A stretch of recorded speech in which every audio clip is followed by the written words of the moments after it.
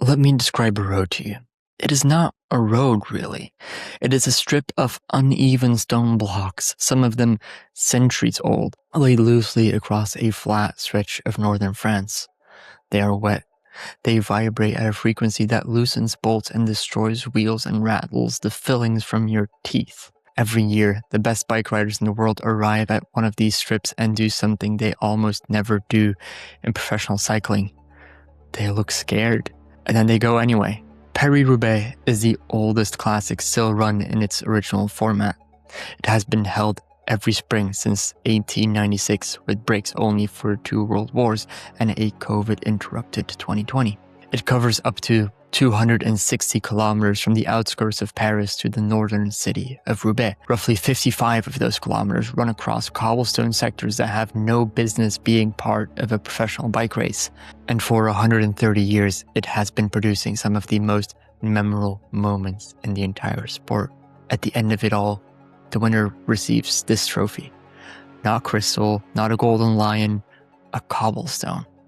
A chunk of actual pavé mounted on a plinth. The question is not whether Paris-Roubaix deserves its place among the greatest races in the world.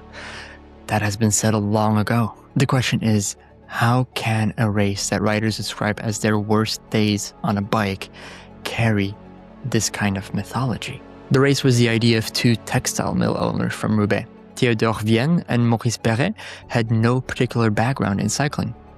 What they had was a commercial interest. A new velodrome in Roubaix opened in 1895 and an urgent need to attract a crowd. Their solution was to organize a bike race that finished there. They found a willing ally in Paul Rousseau, the director of Le Vélo, the dominant sports newspaper of the era, and together they built the first edition in the spring of 1896. The winner was a German-born rider named Joseph Fischer, who covered the 280 kilometers in just over 9 hours. 31 starters, 19 finishers. It was a success, and it grew quickly. Within a few years, Paris-Roubaix had established itself as one of the most important races in France, which, in those early years of cycling, meant one of the most important races in the world. But the race as we know it today, the race with the identity, the mythology, the nickname, that only came after the First World War. The 1919 edition was the first to be held after 4 years of war. The organizers were not even sure the race could happen. The roads across northern France and Belgium had been shelled, flooded, and turned to ruin. They ran it anyway, and what the riders found was a landscape unlike anything they had ever seen. Craters, ruined villages, roads torn apart and half rebuilt, mud everywhere. The rider who got there first was Henri Pélissier, and the journalist sent to cover the race, Victor Breillet of Le Vélo, watched the riders emerge from the ruins and wrote 4 words that would define the race forever. L'enfer du Nord, the hell of the north. Pélissier did not like the nickname. He thought it was too dark, but it stuck because it was true. The cobblestones, the pavé, are what make Paris-Roubaix unlike anything else in professional cycling. Don't get me wrong, there are other races with cobbles, but they cannot compare to the hell of the north. There are roughly 30 sectors of them spread across the final 150 kilometers of the route. Each one is rated from 1 to 5 stars based on difficulty, and you can see on this map exactly where they fall. 1-star sectors are bumpy and unpleasant. 5-star sectors are something else entirely. They are where races are won and lost, where tires explode and bikes snap and riders simply fall apart. The most feared sector of all is the Trou d'Arenberg, the Arenberg Trench. It is 2.3 kilometers long, buried inside a dark stretch of forest. Look at it from the air and it looks like a wound in the landscape. The cobblestones are ancient and uneven, laid in a rough camber that tries to throw you off the side into the ditch. Riders have to sprint flat out before the entrance to get a good position, because once you are inside, there is no overtaking. It is single file and chaos for nearly 3 minutes, and a crash at the entrance can take out 20 riders in a second. It was a former professional rider, John Sablinski, who discovered the Arenberg sector and brought it to the attention of the organizers in 1968. Sablinski had grown up in the region and worked in the mines nearby as a young man. He knew the path through the forest long before it became cycling's most feared stretch of road. Before Arenberg, there were cobbles, but no defining symbol. After Arenberg, the race had a monster at its heart. Here's something that surprises people when they first learn it. The cobblestones are not left to nature. They are actively maintained by hand by a volunteer group called Les Amis de Paris-Roubaix, founded in 1977 specifically to stop the pavé from disappearing. Back then, local municipalities were paving over the old roads. The race was losing its defining characteristic, sector by sector. Les Amis formed to fight that, lobbying communes to preserve their cobbles and eventually taking on the physical work of maintaining them themselves. Today, the group has around 200 members from across the world, and they work with a philosophy that the president, François Dulcier, described simply: we don't want to turn it into a pool table, we have to keep the challenge of the cobbles, but remove the ruts and potholes. When a sector deteriorates beyond a certain point, they dismantle it stone by stone, relay a drainage foundation underneath, and place the cobbles back, carefully matched for height and spacing so the repair is invisible. They even keep a stockpile of around 90,000 spare stones sourced from roadworks across the region. The Arenberg Trench itself was pulled from the race entirely in 2005 because it had become too dangerous. It took a €250,000 restoration before it came back in 2006. Les Amis also create the cobblestone trophy given to the winner every year, a chunk of actual pavé from the race mounted on a plinth. The most honest prize in cycling, made by the people who spend their weekends keeping the road alive. Riding those roads is not like riding on a bad surface. It is more like riding on something that is actively trying to throw you off. Your hands go numb, your vision blurs, the vibration travel up through the frame and into your spine. Modern bikes are engineered specifically for this race, with wider tires at a lower pressure, carbon frames tuned for compliance, and sometimes even a small amount of suspension. And still, the cobbles win as often as the riders do. If you want to understand what Paris-Roubaix means to the riders who win it, look at what it does to the ones who never do. Bernard Hinault, 5-time Tour de France champion, one of the greatest riders in the history of the sport, won Paris-Roubaix once in 1981. He did not love the race. He called it a stupid race, a circus, a spectacle for masochists, and then he won it, covered in mud, and wept on the velodrome podium. That is what Paris-Roubaix does to people. But the riders who truly belong to this race are of a different breed. Octave Lapise won 3 consecutive editions, in 1909, 1910, and 1911. At a time when the race ran on roads that were barely roads at all, he was 23 when he won the last of them. He died in 1917, shot down as a fighter pilot over the Western Front. He was 29. The race he had dominated was, 2 years later, running through the landscape that killed him. Roger de Vlaming won it 4 times in 1972, 74, 75, and 77. He finished in the top 4 in 9 consecutive editions. They called him Monsieur Paris-Roubaix, and looking at that record, you can see why. Eddy Merckx the Cannibal won it 3 times and finished in the top 5 8 times. Francesco Moser won 3 times in a row in 1978, 1979, and 1980. These riders shared something beyond raw talent. They were suited to chaos, in a sport where the margin of error is usually very small. Paris-Roubaix expanded that margin into something enormous, and they thrived in it. Sean Kelly won in 1984 and 1986, riding with a ferocity that made the cobbles look almost cooperative.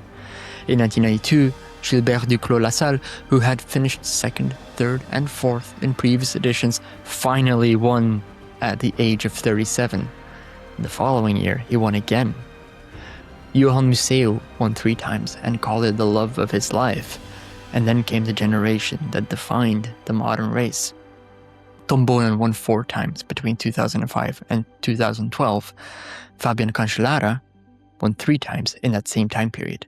Their rivalry and the question of which of them was the true king of the classics ran through a decade of spring racing and never reached a clean conclusion. They each won in different ways, Bonin through endurance and positioning, Cancellara through sheer unmatchable power. Both of them understood the cobbles not as an obstacle, but as a weapon. The modern era of Paris-Roubaix has produced moments that belong in any conversation about the greatest days in cycling.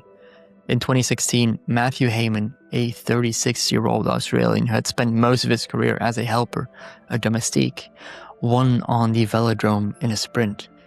He had broken his arm 6 weeks before the race and only returned to the peloton days earlier. In the velodrome, he came through on the inside as Tom Bonin, going for a record 5th Paris-Roubaix that would have made him the sole all-time winner. Got boxed in and could not respond in time. Hayman crossed the line first. Bonin finished second. It was by most accounts one of the greatest upsets in the race's history. Hayman never won another professional bike race. He did not need to. In 2021, the race returned after a COVID-forced cancellation and produced one of its emotionally charged editions. Sonny Colbrelli, a rider who had never been considered a cobble specialist, sprinted on the velodrome track in front of a watching Italian cycling world and broke down completely. He sat on the track and sobbed. It was visceral in a way that made the whole sport feel human for a moment. And then there is Wout van Aert, a story Paris-Roubaix is still writing. A 3-time cyclocross world champion with the bike handling to match any cobble terrain. A rider built by almost every measure for this race. And he has never won it. His first Paris-Roubaix was 2018. The same race in which his teammate Michael Holarz collapsed on the Briester sector after suffering a cardiac arrest. Holarz was 23 years old. The cardiac arrest came before the fall. His heart failed him first and the bike went down. He died that evening in a hospital in Lille.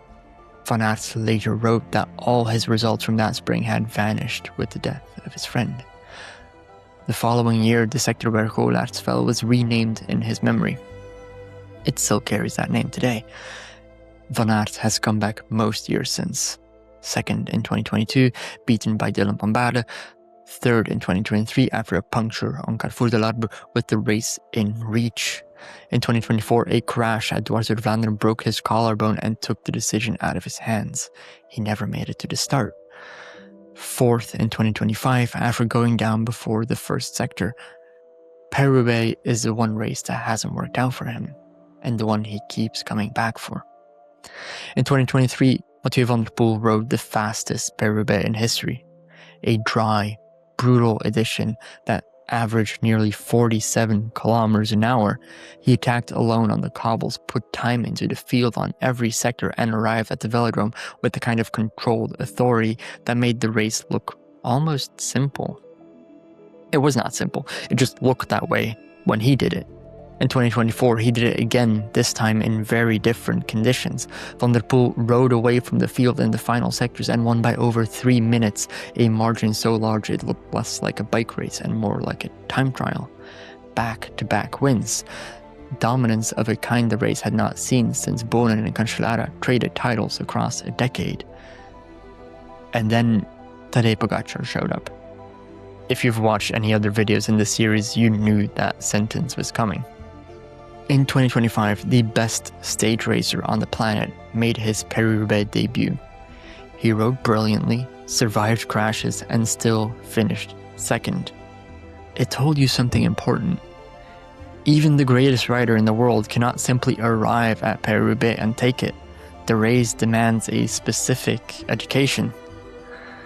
The women's race, which began in 2021, has added an entirely new layer to the day. Lizzie Deignan won the first edition in a solo breakaway that lasted most of the race.